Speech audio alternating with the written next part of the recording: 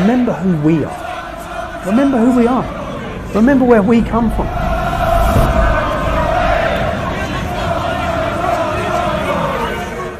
We have something that's amazing. We have a history. We have a culture that is far superior. Tommy Robinson är en av Englands mest kända personer. För drygt 10 år sedan startade han English Defence League, en organisation som kommer att utvecklas till en massrörelse. Sedan dess har han ledat landet i 2, hatad av etablissemanget och älskad av stora delar av verklighetens folk, av den arbetarklass han själv kommer ifrån. Häng med och träffa Tommy Robinson och hör om varför han startade folkrörelsen, hans framtidsplaner och vad det är han fruktar mest.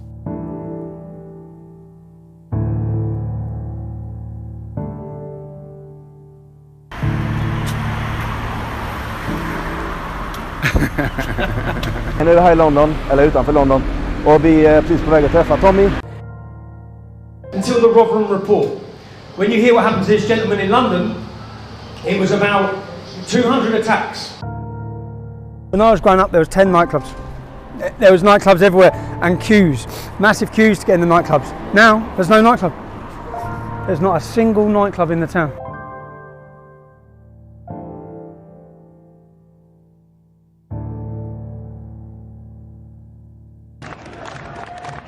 År 2009 i Luton, Storbritannien.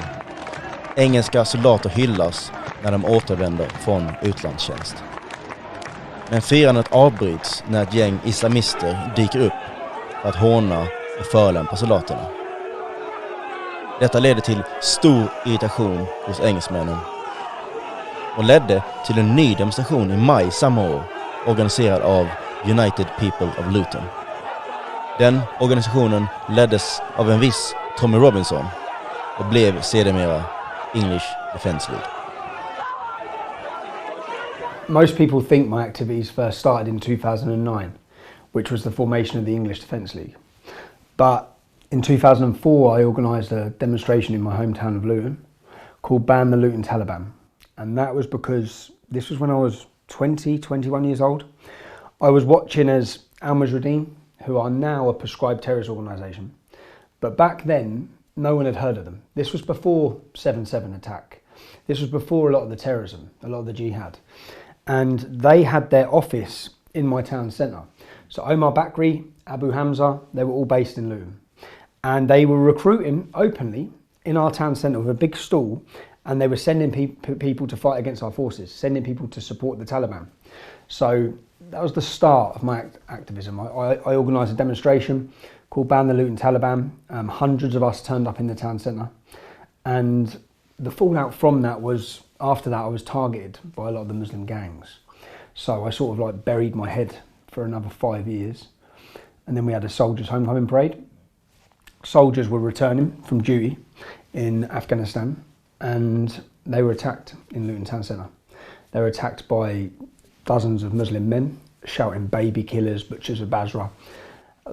That to most people, or that was the final straw. And it was at that point that obviously I used a pseudonym, I wore a mask, because I was worried, because I knew from 5 years earlier, the minute you try and talk about these issues, I knew the consequence of it.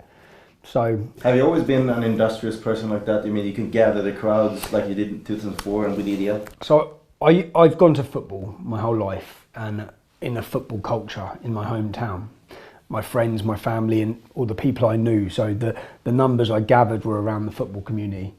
But I've always been the leader of the group, of my friends, or the organiser of anything. Even if it's someone organising the holiday, it's me organising the holiday. If it's someone organising me where we're going, how we're getting there, I was always the person organising that. So that sort of holiday developed into mass protests and a street movement. But it started before the English Defence League. It started with a group called the United People of Luton, which was focused on Luton. Luton is, well, we were going to talk about it tomorrow, but it was the launch pad for the 7/7 bomb plot, the fertiliser bomb plot, the Stockholm bomber. There's Luton Islamic Centre. So this is the Islamic Centre where the Stockholm bomber was radicalised. Okay. This is the mosque he went to. This has been raided now. So Stockholm bomber, many other bombers. Ja, här står vi alltså utanför den moské där Stockholmsbombaren från 2010, han som misslyckades med att döda någon, han som sprängde sig själv på en sidogata. Det var här han gick och det var här han då ska ha radikaliserats innan han åkte till Stockholm för att försöka mörda oskyldiga människor.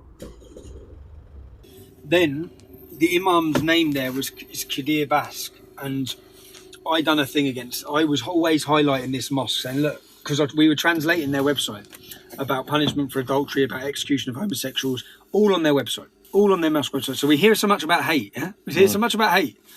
This mosque website had the homosexuals must be executed on their website. My council, which your councils will be doing this in your country, we had a Luton in Harmony program, which was a program that would bring everyone together. And they have all the leaders of the Islamic community involved in this program.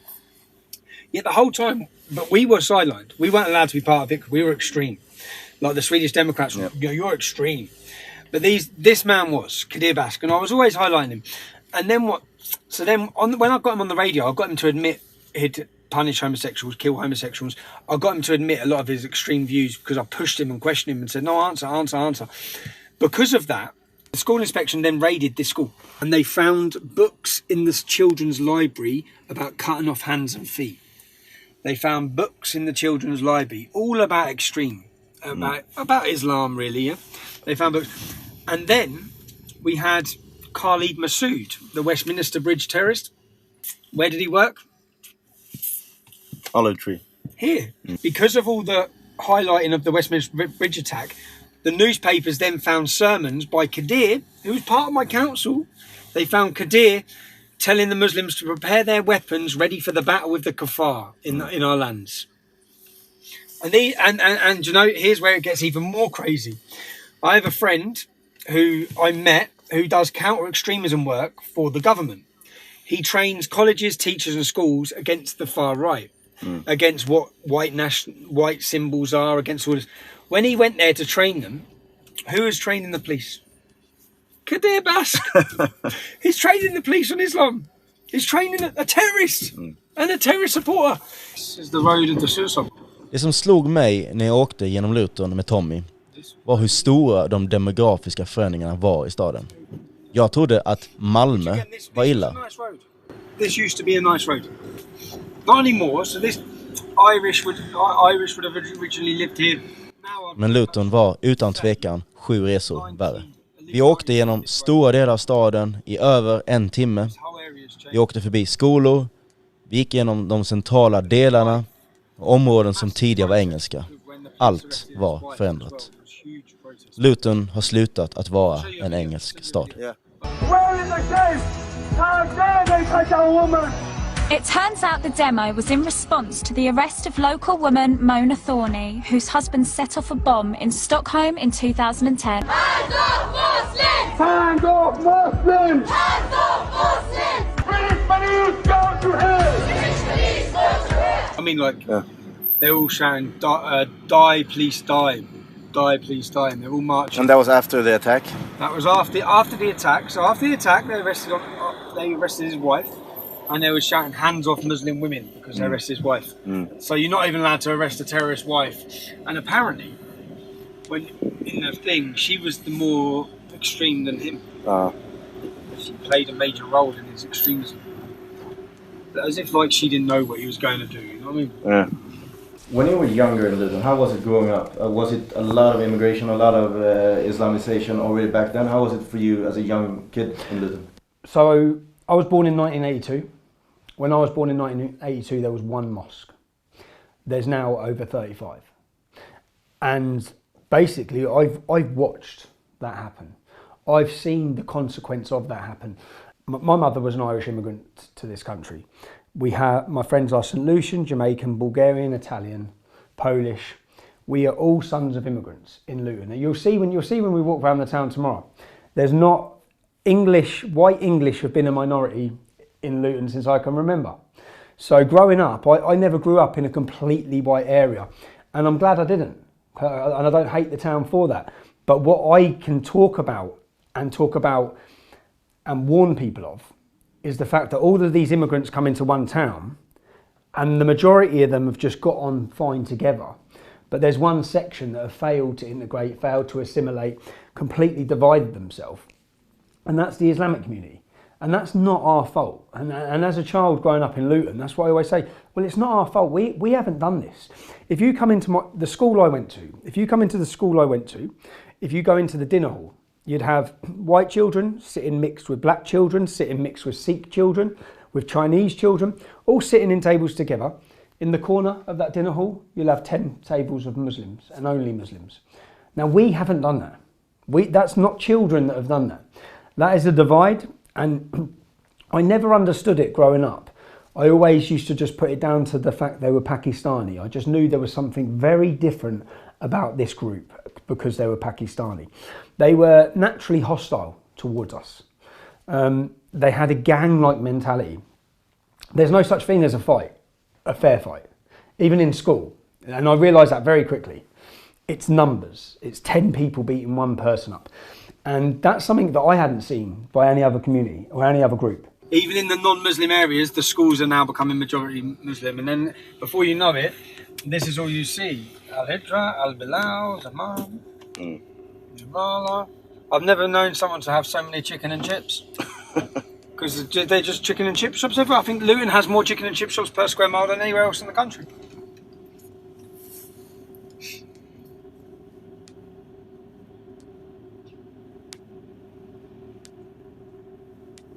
And there's the most prominent site in the sky, you see? The mosque. Oh, yeah. Of course. So it has to be the tallest. And then Pinky Gym, there's a women's gym, obviously, because the women can't go to the gym with the men. And other than that, it's just fruit and veg and hijabs and burqas and chicken. They rarely talk about the cultural argument. They talk about, they're costing money and they're committing crime. But even if they weren't, the culture's gone, you don't feel at home, and that's, one's right. Yeah. It's one's right in your own country. Yeah. Especially if you have 1,000 years of history there. Exactly. Especially if people have fought and died for it. Yeah. I was watching this. This is another school. So there's another school. Flying Start Center. Yeah, so you see here. There will not be one non-Muslim child in this school. Not one. Now, many of the children here will go to school and they'll leave high school without meeting a non-Muslim. But there's a mosque. Oh, yeah. I'll drive round. Here.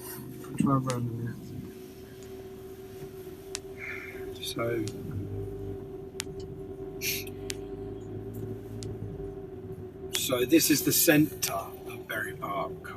Obviously, a lot of these shops won't open. They run a completely different time frame from us. So we open at 9 a.m. These will open at 11, 12. And they stay open. Until late. Till late at night. Everything's completely different. So look, carpet shops will usually be open. You go to any other carpet shops, they'll be open. You go to any other stores, they'll be open. Not here. The whole system runs differently here. All day halal breakfast. All day halal breakfast. Yeah, so growing up, I saw all of this. I saw attacks. I saw the grooming, which people now know as grooming. I think it's a terrible word to describe what it is. It's a rape jihad being launched against our women, against our daughters. That actually happened to a cousin of mine. So my cousin was a victim of gang rape when she was a child. And back then, the police did nothing because they were too scared of the perpetrators, too scared of being deemed racist. That's what's come on years on with government reports, is that the reason the police failed to act and protect the children is because they were too scared of being called racist. So all of these things sort of chisel out your character. I watched all these things growing up. 2009 was the final straw, Soldiers' Homecoming, and I remember asking my friends, like, if we allow this, what's next? They're now attacking our soldiers in the streets. And in fact, we made a stand, and a lot of people have seen what happened next. If you've if anyone who's watched, we saw the poppies then got burned, and then it's inevitably Lee Rigby was beheaded on our streets by the same group that I've been talking about and highlighting for a decade.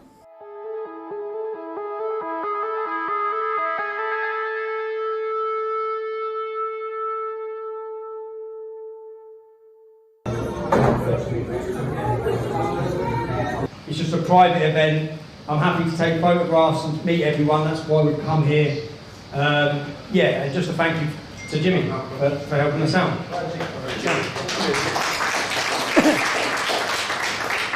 So, as I've said already, there's some lads here from Sweden. One country is in the worst situation than ours, it's happened. You're more screwed than us. Your country's in a bigger problem than ours. But Kent has been involved in Swedish politics. We first met, we twin, years ago. Kent now runs the biggest Swedish alternative news network. He's come over for a couple of days. We're going to take you for a walk through Luton town tomorrow. So we're going to go into the discovery. As I said, I'm back, so we're going to go back out on the street. If you put in United People of Luton, it's just the police try and stop everyone here.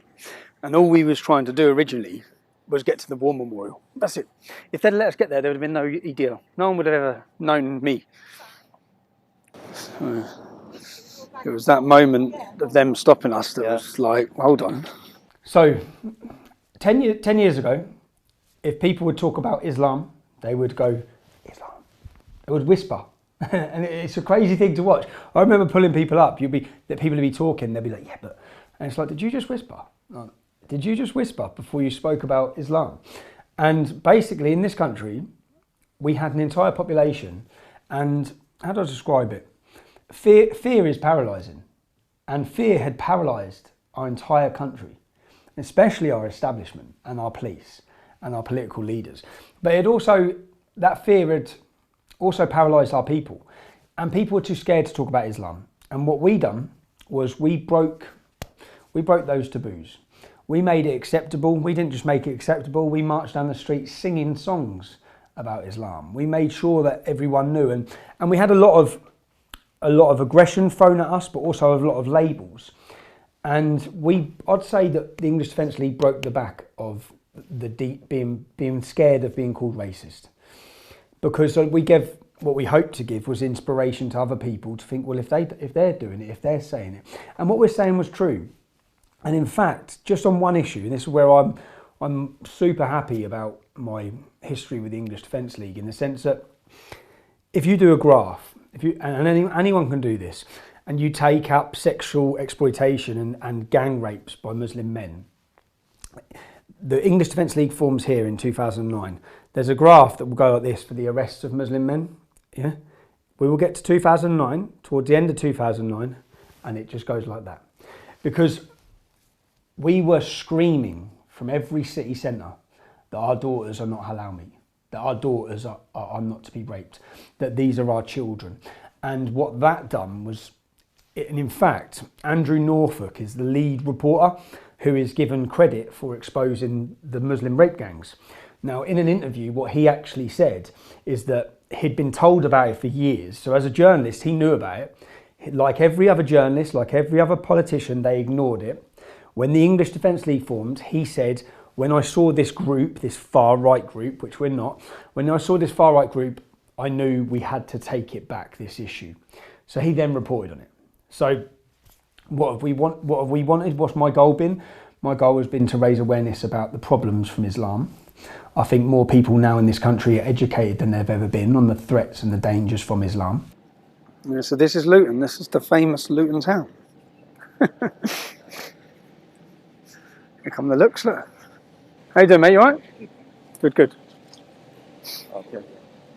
Let us know if we need to... How you doing, bruv? You all right? Yeah, good, mate. It's the centre of Luton, and originally when the English Defence League started, or the United People of Luton, because when we get to the end of here, it was here where Muslim groups were taken through the town hall to attack our soldiers, which essentially gave the formation. It was that moment we held our first march through here. Everything come back to here, and it was it's history. Indeed. It's history, but the town's just changed and changed and changed and changed for the worse. Yeah. I always say to people, is there more freedom? No, there's not. So you're getting recognized here. Someone filmed us just now. The Muslim led, yeah. Depends, like, again, I've been in custody. I haven't walked through the town centre for a little while. Yeah. So we'll see. But usually, like, I've been assaulted here so many times. How you doing, man? I've been assaulted here so many times. It's not all bad. I mean, if they assault me, I'm just going to tell them, no, he's worse. Yeah. Listen to him in Sweden. A lot of people say, oh yeah, there were angry demonstrations. And I'll give you an example of that. This is just so people can understand. People say, yeah, but I saw them causing trouble on the street. I went to stay in a city called Blackburn, which is in the north of England. And I went to stay with a family whose 12-year-old daughter had been victim of these gangs. And I sat and heard the most horrific stories from that family.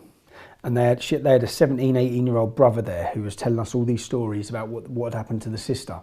The next day we had a demonstration in Blackburn. And there was trouble and our supporters were clashing with the police. And I went down the front to calm our supporters down. And who was at the front clashing with the police? The young girl's 17, 18-year-old brother, who had been hearing these horrific failures from the system, failures from the police.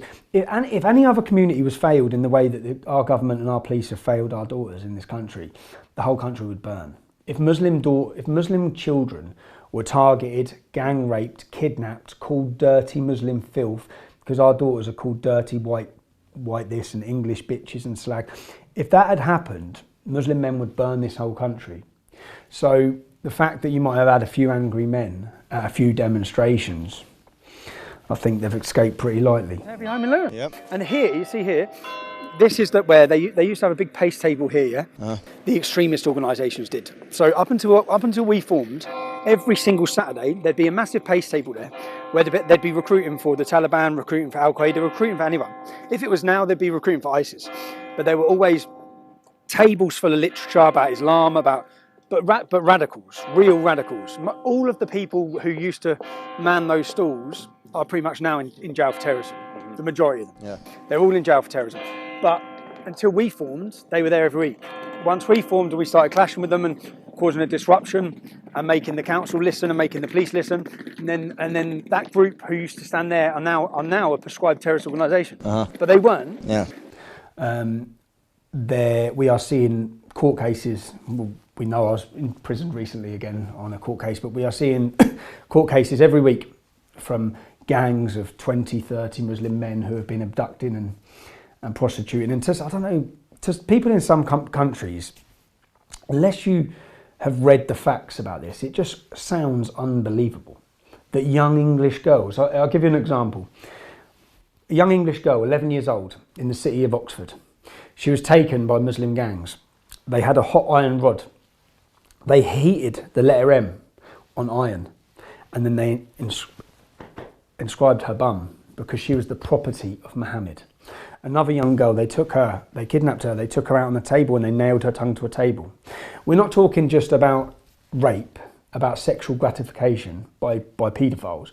We're talking about torture, about dominance over non-Muslim women. That's what we've seen in this country. And when you see the lengths the police have gone to accommodate this. We had two young girls in the city of Rotherham. Two young girls' dads got together.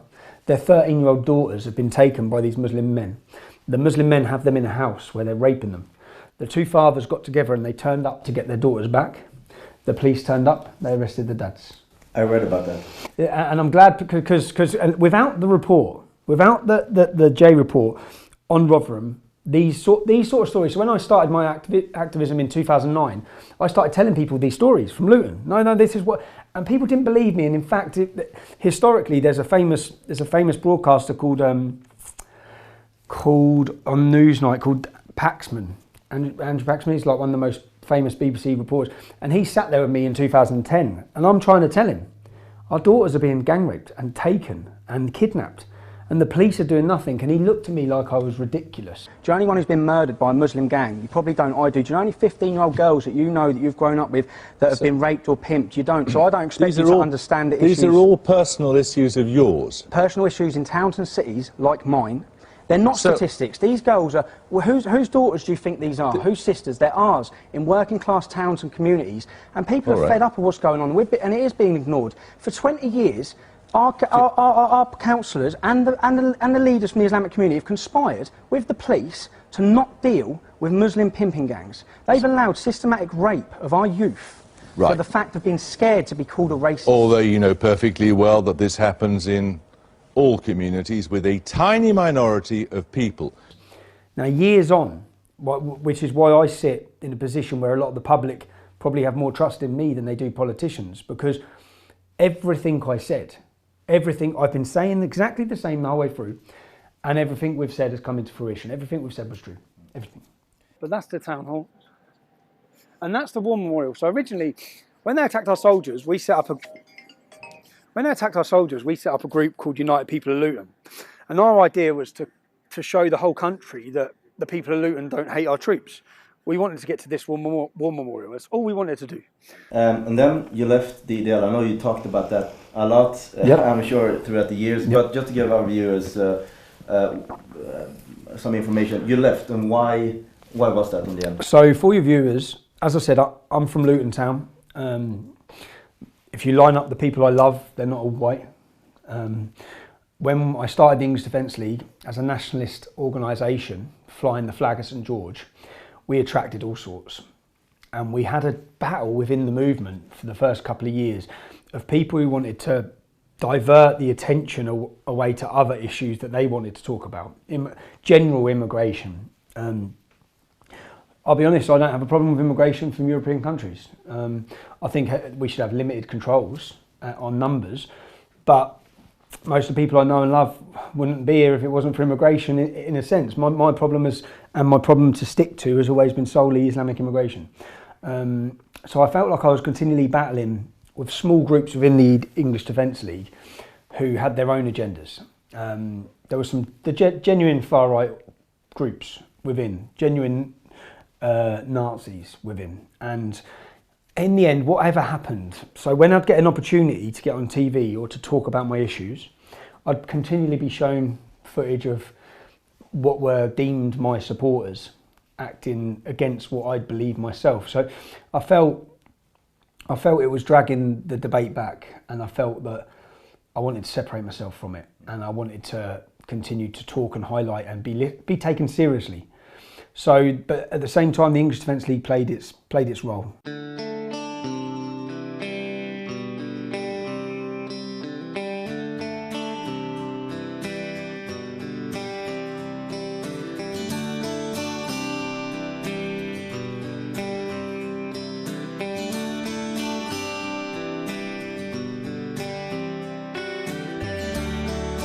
I also have, as I've spoke to many of you about, where's my phone? About legal battles.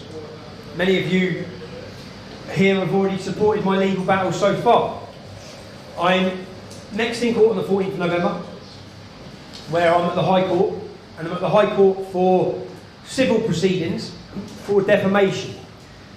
Tobbe Robinson blev stämd för förtal efter att ett skolslagsmål uppmärksammades stort i England. Det var en syrisk invandrare som hade fått vatten hällt av sig av en engelsk pojke som då anklagades för rasism, och det blev jättestort. Piers Morgan och många andra tog upp det i TV. Det ledde till att Tom Robinson fick upp ögonen för det och reste dit och uppdagade då att den här syriska invandraren inte var så oskyldig som det påstods i media. Och så gjorde han en dokumentär av det, ett reportage. För detta reportaget så stäms han nu av den syriska invandraren och riskerar miljontals kronor i rättegångskostnader och skadestånd. I pride myself on telling the truth. I pride myself on being the alternative side of the story. So I made a video explaining that Jamal is not innocent. That this wasn't about race. This was a school playground argument that's now being used as a political tool essentially then I was contacted by lawyers and I was offered or advised that I should apologise and I should pay compensation to Jamal. I personally feel that if I pay him that money, I'll be accepting Bailey's guilt in a case that I know the kid done nothing wrong, and in a case that I know everything I said was true. My cost to fight this case is £200,000. If I lose, I have to pay their legal costs, that's £450,000, as well as give this little Syrian refugee, Jamal, £100,000. I said to my wife, I don't know what to do. I don't know what to do. Because I can see what they're doing. They're going to go after the house. That's what they're going after my wife's and kids' home. Hello, my friends. I didn't know it, but Tommy Robinson has another court case tomorrow. I thought he was done until the spring. Here's a message he just sent me this morning. Hey, mate. Court case, bruv. I've been to 2 solicitors this morning. I'm drained from it, but I've got... Tomorrow is the High Court. It's this Syrian refugee, Jamal's case. It's basically what I say is they are attempting to absolutely drain me and wipe me out financially through and shut me up through this case. I'm being sued by the lawyer who's trying to get Shamina Begum into our country, the lawyer who represents all the terrorists. That lawyer, in this case to sue me, handed my children's address to a far left extremist who come and threatened to murder my children. My family had to leave their home, but yet I'm the one being taken to court by this lawyer. This madman I'm about to show you is who the lawyers who are representing this Syrian kid that's suing Tommy. This guy is the one they sent to Tommy Robinson's family home to serve the lawsuit on him. They sent this Antifa thug. I'm not kidding. He loves it. He loves it. And on that note, see, on that happy note. Oh, by the way, Tommy, I am going to mince your kids, mate. That is the least of it. I'm not going to show you what else he said about how he was going to physically abuse Tommy's family, including Tommy's wife. It is just too gross. That was the Antifa thug the Syrian lawyer sent to Tommy's house to serve him papers. This is just intentionally done to drain me financially, hundreds of thousands of pounds. This is costing hundreds of thousands of pounds to defend. I have a job to report the truth. You have a job to report the truth. If it's the truth, it's the truth, and it should be reported. We shouldn't be scared and intimidated by legal letters and people threatening to sue you, which is what they're doing now. They want to essentially take my home from me for telling the truth.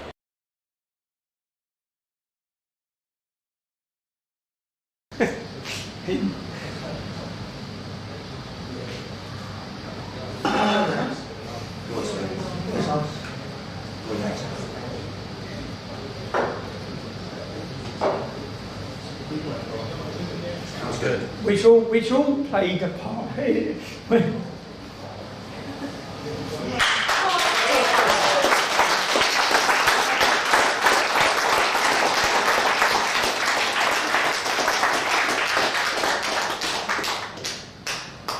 So that's partly why I said coming out of jail, I'll take a back seat for a few weeks.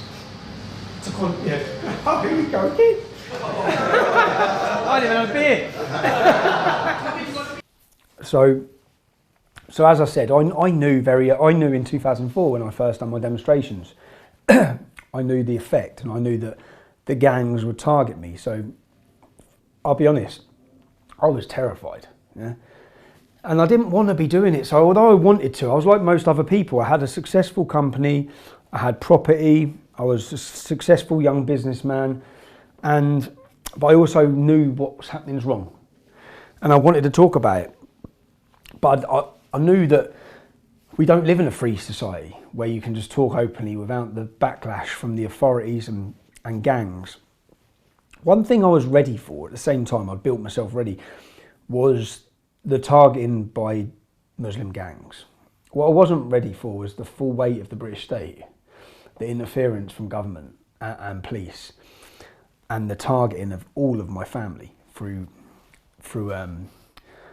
different organisations within the government. So it changed my life in the sense that I lived, and I think trying to trying to come to terms. If I explain it like I felt like I still feel like I'm walking around with a terminal illness. I've been violently beaten multiple times.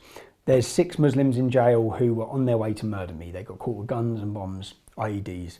I've had, in the last 4 months, I've had 2 Osman warnings, just in the last 4 months. So is my family, to say there's intelligence people are planning to kill us. So in those early years, I put a bulletproof vest on. And I started trying to be careful and cautious. And then I made my own decision that's not the life I want to live. And if I am killed, I'll be killed on my terms, where I'm walking wherever I want with my head held high. So I don't hide from anyone or anything. Some people would say that's stupid, but I'd say that in those first few years of the English Defence League, I struggled to come to terms with this. And I struggled in the sense, even back then, I'd be drinking alcohol and I'd be partying a lot, but I think that was a way of dealing with the pressure. And now, I've accepted it. And whether I say it's an empowering thing, I can understand why some Muslims, because I'm not scared by it. So I go where I want, when I want. I inevitably am not stupid, so I'm fully aware that we have in this country 22,000 British Muslims on the terror watch list. 3,000 of them are monitored 24 hours a day, 7 days a week. 2,000 British Muslims went to fight for ISIS and over 600 have returned. If they want to cause a storm in this country, I'm their best target. And I know that. I'm not stupid. I know that. They'll know that. So if they can find me, what I do, because I have a young family, is that the minute there's, we moved recently again, so the minute there's anything that I feel a risk or anyone knows where they are, then we'll move instantly. So I've said many times I'd like my wife and my children to leave this country. There's Saif al-Islam, that one there. Yeah, he's the leader. Yeah. What? What have I got to talk to you about? What have I got to talk to you about? What have I got to talk to you about? What have you got to say about Islam and that, innit? Yeah, I have, yeah. Yeah? So why didn't you say it now? What do you want me to say? Yeah? It's ideology, it's got no place. Yeah? Yeah, it's got no place, bruv. And what you Sharia got? law's got no place in this country. Got? What do you mean, what have I got? Go on, tell me, innit? what do you stand for? What do I stand for? Yeah, what do you stand for? Integration, bruv. I don't stand for paedophilic practices, yeah? Yeah. What do you stand for? Go on, tell me. What do you mean, what do I stand for? What do you stand for? How's it racism? How's it racism? How's it racist to oppose a fascist ideology? Fascist ideology? It is And fascist. what you're racist. How am I racist? You hate Asians, what yeah? race? What race are Asians? What race are Muslims? I heard. Come on, Clown. Where are you running away from? Oh, because I'm not going to know what you like, bruv. You have about 100 you in a minute. You f***ing little chief. You mentioned that you didn't expect that the establishment would go after you the way they did. Yeah. Can you talk a little bit about that? I know there's a lot of court cases thrown your way. Can you talk about that and why do you think this is happening from the establishment? So if we start at the beginning, I start my activism with the English Defence League, and then I'm done on dawn raids. I have police raids. I'm arrested at the airport and they raid multiple properties. Now they arrested me on a criminal damage charge, that they said happened in a hotel in the north of England. Now when they arrested me, I was due to be speaking the next Sunday in a city of Bradford about grooming gangs. This was before it's all come out. So I'm due to be speaking in Yorkshire, which is the same police force for Rotherham, who have hid this fact. They've arrested me on a bogus charge and then they've given me bail. My bail conditions are, the date I'm bailed to is the same date I'm supposed to be having a demonstration. My bail conditions are I'm not allowed to contact the English Defence League, not allowed to send an email, not allowed to go on social media. So from the very start, it's clear in black and white, their police raid of all these officers, they come with guns as well, was intimidation and part of a tactic to silence me. Now I carried on, and the grooming issue got through. But if what they tried to do straight away was to stop it. From that then, what I had is three weeks after that raid, I had another big raid where the police come through again.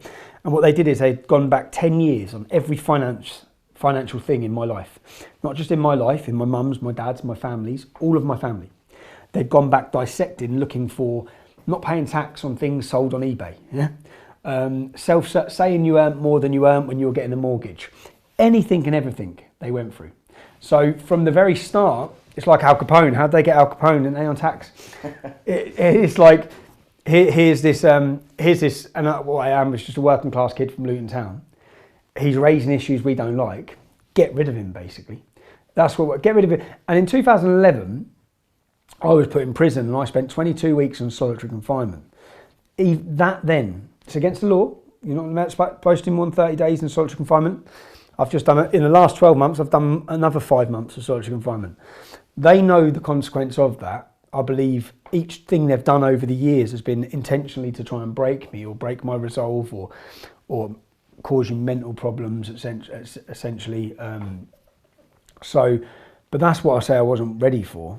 Just the onslaught from the establishment and just how desperate they are. And then we find out that our council and our police are opening a centre in the town called Discover Islam. And this centre, when I first saw it, I thought, well, what's this? I went on their blog, the leader's blog.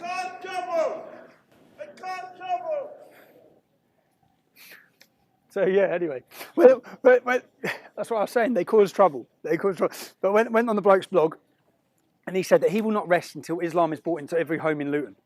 Why do we want Islam? Why do we need Islam in every? Why are the council and why are the police and why are all of them opening a centre to bring Islam into every home in Luton? Why? So straight away I started looking at the leader of the centre. His name was Yusuf Bonner. And Islam was actually his fifth religion. He'd been a Jedi, he'd been everything. Islam was his fifth religion. And he come to Luton, well, he was coming to Luton to open this centre. So then I started looking on his blog and he said things like, Christians wearing suicide vests of wrongful belief. We must deactivate those suicide vests. He spoke very derogatory about all other faiths. And so I highlighted it. We held a protest outside the centre. He actually resigned before the centre opened. But then all they done was replace him. Yep. They just replace him with someone different. And since then, for the last 6 years, 5 years, I don't know, this centre has been open. And it's been, I guess, bringing Islam into every home in Luton. Yep. Let's see.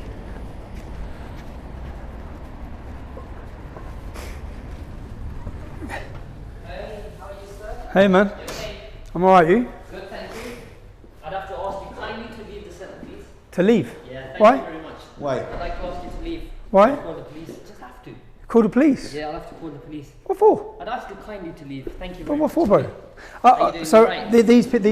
They're from Sweden. They've come over. They're looking at Luton. Nice. Why do I have to leave? I'm not here to cause trouble. You have to leave. I'm sorry, but this is the policy we've been told. Who by? Well, what policy is that? We've been told that Tommy's not allowed in the centre. Can I ask you? Shall I stand outside? I'll leave these in here. Yeah, you can all come outside. Come on. Oh, you have to call the police now when we're outside? Okay, yeah, just a second. Hold on, just a second. Do you want me to step away? I'll step away. You ask questions. Just a second. He's not going to ask any questions. Look. Okej, Quit smoking is så easier. vi fick en kran i alla fall. Som de delar ut gratis här då.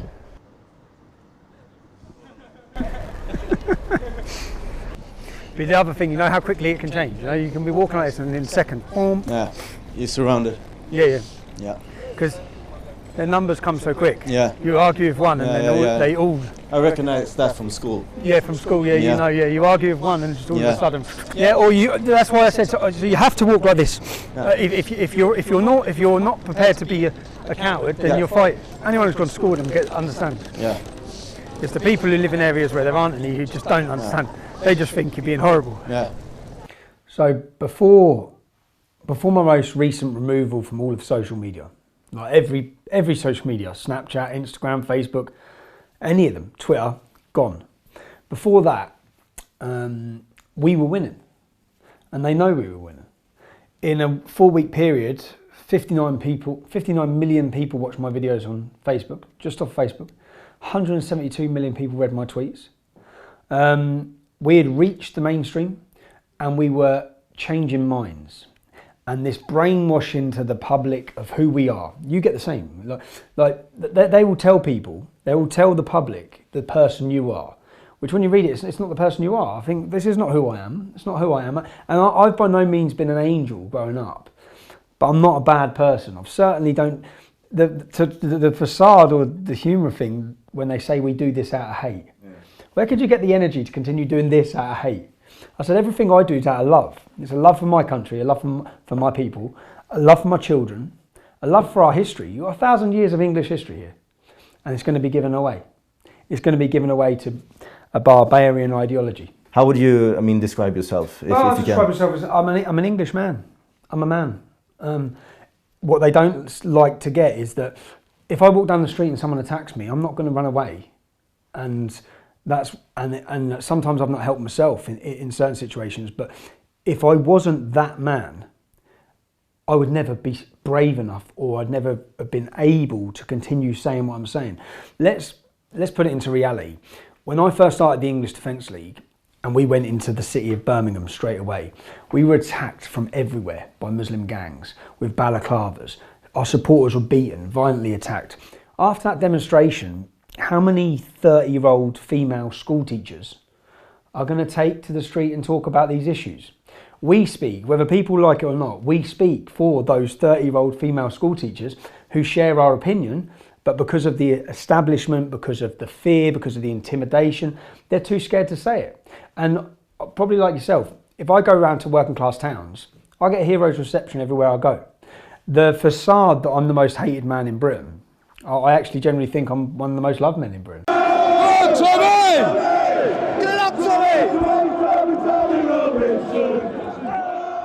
Tommy Robbins, a villain to many, but a hero to some. What a wonderful man, bringing the justice to these girls. All those poor girls that have been raped and abused. You all right, lads? Yeah, good, man. Hey, lads. And I know by the reaction I get and when I go places that we're winning. Now, they're playing catch-up, and they've played catch-up very well in the last 12 months, the establishment, by putting pressure. For example, YouTube, they put pressure on YouTube. Labour Muslim MPs were grilling the CEO. There's a video of it. You've got to see the video. They're grilling the CEO as to why my videos are on YouTube. He makes it very clear. He's not breached any of our guidelines. His videos breach none of our guidelines. That pressure continued. Tom Watson, second in command of the Labour Party, the Conservative Party, in government now, they continued to write letters demanding that I'm removed. Now, they were successful. I'm now removed from all social media without breaking any laws, without committing any crime. This tactic should alarm everybody, even the people who are not on my side, even people who don't agree with me. We either live in a free society, or governments are going to be in conjunction with big tech companies in order to silence and stop people who are criticising them. Now that is fascism, and that's what we're currently witnessing now. And this is the next, I think the biggest problem in our society now, if we want to be able to live in a free society, is that Donald Trump and his government and America need to lead the way in getting to grips with what has become Silicon Valley, who are dominant, who are isolating or hiding conservative voices, who are attacking conservatives. It's like I stood for election in this country. It's not a fair election. The reason you're allowed to spend the same amount of money, the reason each candidate is allowed to do exactly the same is to make it fair. Well, this candidate can use social media, Facebook ads, Twitter, all these things to reach the public. I can't use any. So these people can talk about me. I can't even reach the public. Now, that's the future. That's the future. And they all know it. All of their money, they don't go out on the street anymore. It's all done through Facebook campaigns. It's all done through advertisement on Instagram. It's all done by reaching people that way. Were it the other way around, they would care. Oh, of course. And it's actually dangerous. It's actually dangerous. And I don't get, like I say, the last thing that I want, when in this country, the last thing we want, everything we do, everything we're doing is to prevent conflict. The last thing we want is conflict. Right, can you introduce yourself, please? Yeah, my name's Stephen. I'm a member of the English Defence League. I said we're travelling to Stoke today, part of a national roadshow, where we are raising awareness to the threat of militant Islam and the threat of extremism in our communities, which it is in many of our communities that live in diverse communities. And we're just trying to raise awareness and bring the whole country together. So one of our main mottos is black and white unite, unite the colours, unite the faiths, in the face of extremism. But when you take away people's ability to talk about issues, to have a platform, to speak at all, and then they see no light at the end of a tunnel, because can this be solved democratically? Well, we're not even allowed to stand for election. And if you are allowed to stand for election, you're not allowed a website. And if you're allowed a website, you're not allowed PayPal. PayPal won't allow you to take money. Stripe won't allow you to take money. You will leave no options for people where they will end up creating monsters. Because we have to have a democratic system where people see an opportunity, where if we want to bring about change, we bring it through the ballot box. If you take all of those things away from a society or from a people, and whether they like it or not, on Facebook, I had the most engaged Facebook page in British politics. I had 1.2 million people on there. Every video I'd make would hit 1 million people. As soon as I went live, 30,000 people would be there watching. You're not talking about a fringe small number here. You're talking about a massive number of the British public who their solution to this is to hide it, is to hide and make sure they can't hear. But those people will get angry. So how do you cope with this new situation when you're banned from reaching out? Yeah. So I always think of everything like a game of chess, and I've done it for years. I think if they do that, what's going to happen next? And I try and work out what's happening next. I've bought a double-decker bus, a red double-decker bus, where one whole side is a TV screen. So I will continue to make my documentaries. And when I make my documentary, I'll do a big build-up to a presentation in a city centre where 10,000 people hopefully will come to watch the documentary. The only option I have then is to use the people and the support to share the hashtag, to then get to use social media against themselves to get our hashtags trending, to get the word out there. And I think whether they like it or not, even when I was kicked off, anything I've set up since, people flock to. People want to hear it. People want to hear what we're saying. People want to hear an alternative voice. They're fed up of the mainstream. They're fed up of the lies. They've been found out. Everyone knows it. The BBC, Sky, everyone knows it. So obviously, but we have to. I've just come out of custody again, so I have to make plans. I'm making plans. I'll continue. We live in a post-free speech era in the UK. We don't have free speech. They pretend to us we have free speech, just like they pretend to us we have democracy. Yeah, you got democracy, vote for Brexit. Yeah, we voted for Brexit 3 years ago. Ireland voted against the Lisbon Treaty. They do it France again. voted against. Holland voted against. Vote again. Yeah. And now you're doing journalism, and you've been doing that for building opinion and for a long time. The way you choose, is that going to be media, or are you still considering politics? So for me, media is changing people's opinion is what I want to do. Reaching people with the message, making them think, which I have so many people say to me, I mean like unbelievable amounts up until when they got me on social media saying, I used to hate you. I can't believe how much I've been lied to. People would watch, I give a speech at Oxford University, just read the comments. I mean like it's had millions of views. Read every comment. Yeah? And you will see people saying, I can't believe how much I've been lied to about this man. I can't believe what the media made me hate this man. I can't believe all these things. So I always say to people, listen to what I say, not what the media say I say. Hear from me. And that's why they've removed me from social media. They don't want people to hear from me. I always wished, with Nigel Farage with Brexit, I wished he'd just talk about Islam. I wish he'd talk about the problems that affect us in working class communities. He hasn't, never has. In fact, he sides with Islam. He's been a complete coward on the issue. He's brilliant on Brexit. I wish he would have done it because it would have took my need away from ever doing it. So there's a movement of people that grew behind me. It still needs to be political, but I think the most important thing at the minute and concentrating on is still getting people awake. The importance, first of all, you've seen my town. This is what's coming to a city near you. This is the production, this is the growth, it's the demographical change. I've experienced in my life the change of what happens to a town with Islamic immigration. The major importance of alternative media, the major importance of sharing each one of these articles, of having someone that's telling you the truth. The reality of someone telling you the truth, the alternative side of the story, compared to the mainstream media who are lying to you, who are indoctrinating you. So I just want to say thank you for listening, thank you for reading, thank you for watching. Share it everywhere. Make sure you play your part. Every single person can play their part. And I know people are scared and they're worried about their jobs and their careers. Everyone has a role to play. Even if it's sharing this in your group or your WhatsApp messages, even if it's sending these articles to your email lists, everyone has a part to play. Play that part. Thank you and protect Sweden. Mötet med Tommy och reportaget som ni precis har sett möjliggjordes med hjälp av våra läsare. Utan ert stöd så hade detta helt enkelt inte varit möjligt. Och jag vill ta fasta lite på vad Tommy Robinson sa där i slutet. Att det handlar om att väcka så många människor som möjligt om vad som händer i vårt land och i andra länder.